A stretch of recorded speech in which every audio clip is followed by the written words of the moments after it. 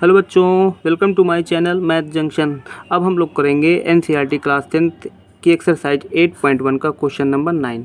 तो क्वेश्चन क्या है, in triangle A B C right angle at B, यानी कोई एक राइट एंगल ट्राइंगल है जो कि बी पे राइट एंगल है।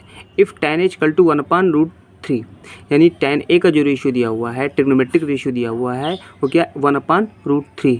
Then find the value of first part क्या है sine into cos C plus cos A into sine C. Second part क्या है cos A into cos C minus sine A into sine C, यानी मुझे इसकी value और इसकी value निकालनी है। तो बहुत आसान सा क्वेश्चन है। पहले क्या करना है, सबसे पहला काम आपको राइट एंगल ट्रायंगल ड्रा करना है। अब देखिए इसमें जो दिया हुआ tan a इक्वल टू 1/√3 है, ध्यान से समझना है,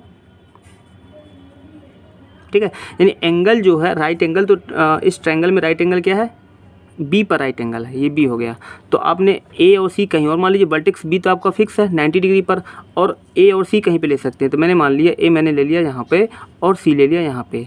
अब tan a इक्वल टू 1/√3 है। बच्चों आपको पता है कि राइट एंगल ट्रायंगल में अगर बी राइट एंगल है तो ए और सी आपका दोनों क्या हो गए, अलग अलग क्या है, एक्यूट एंगल है। यानी ए और सी का सम कितना है 90 डिग्री, क्योंकि बी ऑलरेडी हो चुका है 90 डिग्री, तो ए एंड सी का सम कितना हुआ 90, यानी एंगल ए और सी आपके हैं एक्यूट एंगल। और बच्चों मैं एंगल जहाँ से कंसीडर करूँगा, यानी मैं सपोज एंगल वर्टेक्स ए से एंगल्स कंसीडर करता हूँ तो इसके अपोजिट वाली साइड क्या हो जाएगी, परपेंडिकुलर। और अगर मैं एंगल सी से कंसीडर करता हूँ तो इसके अपोजिट वाली साइड ए बी हो जाएगी क्या, परपेंडिकुलर। तो देखिए राइट एंगल ट्रायंगल में जो राइट एंगल है उसके अपोजिट जो साइड है हाइपोटेनस वो फिक्स रहने वाली है। अब डिपेंड करेगा बेस और परपेंडिकुलर किस पर डिपेंड करेगा, मैं एंगल कहाँ से कंसीडर करता हूँ। तो एक बार तो क्वेश्चन में आगे सॉल्व करता हूँ। tan a इक्वल टू दिया है 1/√3।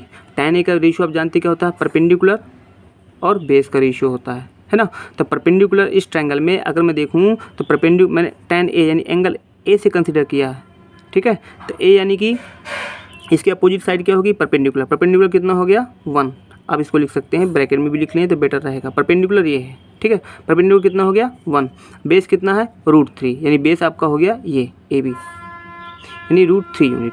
यानी कि अगर मैंने एंगल ए से कंसीडर किया है तो इसके अपोजिट साइड है परपेंडिकुलर हो गया, और हाइपोटेनस आपका फिक्स है, तो बचा क्या बेस, तो बेस कितना हो गया √3। अब जिसका जो पहला पार्ट है वो मुझे निकालना। अच्छा इसके पहले क्या है कि आपका परपेंडिकुलर और बेस तो दिया हुआ है, ये मैंने मतलब ट्रायंगल में जो इन्फॉर्मेशन है वो दी हुई है, हाइपोटेनस मिसिंग है। तो हाइपोटेनस निकालने के लिए क्या करेंगे आप पाइथागोरस थ्योरम का यूज करेंगे। पाइथागोरस थ्योरम क्या कहती है, हाइपोटेनस का स्क्वायर इक्वल टू बेस का स्क्वायर प्लस परपेंडिकुलर का स्क्वायर। हाइपोटेनस आपका कितना है ए सी स्क्वायर, जो कि आपको निकालना है। बेस कितना है √3 स्क्वायर, और परपेंडिकुलर कितना है 1 स्क्वायर, ठीक है।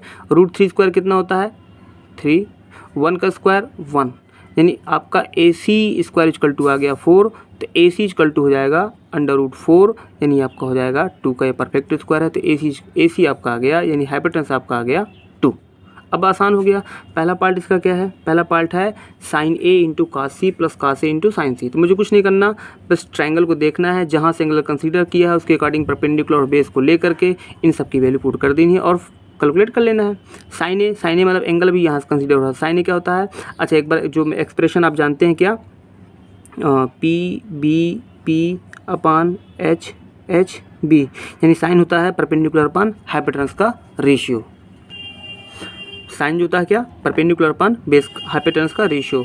तो परपेंडिकुलर यहाँ पर अगर मैं साइन ए की वैल्यू लिख रहा हूँ तो साइन ए यानी कि परपेंडिकुलर कितना हो गया 1 अपान हाइपोटेनस कितना हो गया 2, ये लिखा मैंने।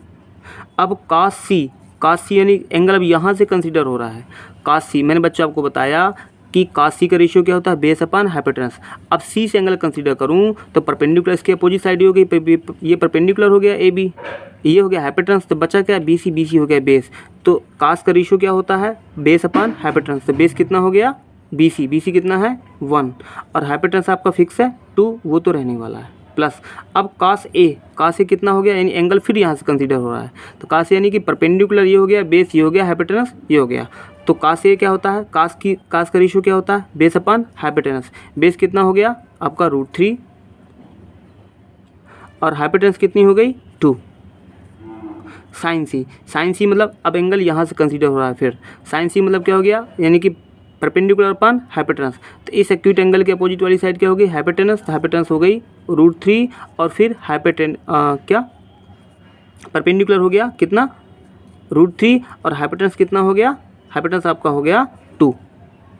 ठीक है, यानी कि साइन का जो रेशियो होता है परपेंडिकुलर अपॉन हाइपोटेनस का, परपेंडिकुलर हो गया √3 और हाइपोटेनस हो गया 2। आगे सॉल्व कर लेते हैं। 1 × 1 1, 2 × 2 4 प्लस √3 × √3 3, 2 × 2 कितना होता है बच्चों 4। आगे इसको आप एलसीएम लेंगे तो मिलेगा 1 + 3 = 4/4, यानी आपका कट के आ गया 1, यानी इसकी वैल्यू आपको मिल गई 1। अब सेकेंड पार्ट इसका करते हैं। सेकेंड पार्ट में बच्चों क्या है, सेकेंड पार्ट है cos A × cos A × cos C, यानी कि cos A यानी एंगल अब यहाँ से कंसीडर हो रहा है, वर्टेक्स A से कंसीडर हो रहा है। तो cos A का रेशियो क्या होता है, बेस अपॉन हाइपोटेनस। तो बेस कितना हो गया √3 और हाइपोटेनस कितनी हो गई 2 हो गया।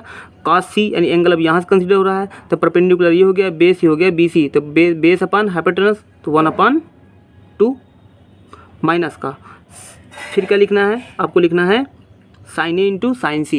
sin A कितना, sin A यानी एंगल यहाँ से कंसीडर हो रहा है, तो sin A का रेशियो क्या होता है, base upon hypotenuse, sorry perpendicular upon hypotenuse. Perpendicular कितना है 1, ठीक है, और हाइपोटेनस कितना है 2 into sin C। sin C मतलब एंगल फिर यहाँ से कंसीडर हो रहा है, तो परपेंडिकुलर कितना हो गया √3, हाइपोटेनस कितना हो गया 2। आगे आप सॉल्व कर लेंगे, √3 × 1 √3, 2 × 2 4 माइनस का 1 × √3 अपॉन 2 × 2 4।